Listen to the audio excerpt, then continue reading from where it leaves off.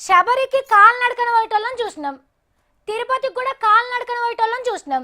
జనానికి మంచి కావాలని ఏదో ఒక కారణంతో పాదయాత్రలు చేసేటోళ్ళని కూడా చూసినాం.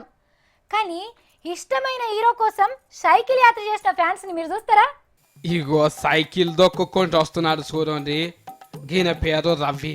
పవర్ స్టార్ పావుల కళ్యాణ్ సార్కు తలకాయ మిరకాయ గుండెకాయ కోసించదంత ఫ్యాన్ అంతా.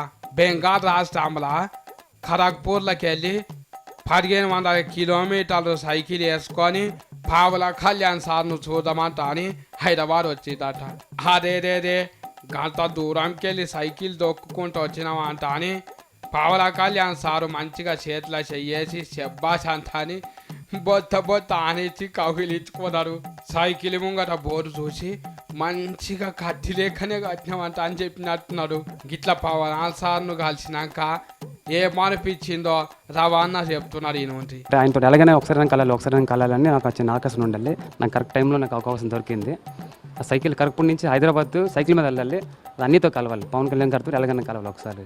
ఇగో అగ్గి ముచ్చట ఎరకైనాక మన రాములు గోపాల్ వర్మ సార్కు మస్తు కోపం వచ్చిందంట.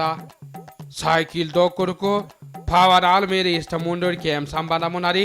ఏ బస్సో ఎక్కి ఏ రైలో ఎక్కి పోతే కాలేదా? గింత తెలివి తక్కువ పని ఇంకొకటి లేదు. గంటగానం పవర్ సార్ మీద ఇష్టం ఉంటే ఏదన్నా నలుగురికి పనికొచ్చే పని చేయాలి కానీ అంత ఆయన గట్టిద్దరు గుట్ల గుడ్డు పెట్టిండు. అట్లనే పవనాల్ సార్కు ఒక సలహా కూడా ఇచ్చిండు. రేపట్ల ఎవరన్నా చెరువులకెళ్ళి ఈత కొట్టుకుంటూ వస్తాంటారు, అటువంటి పనులు వద్దంట అని చెప్పు అంటనే అన్నాడు.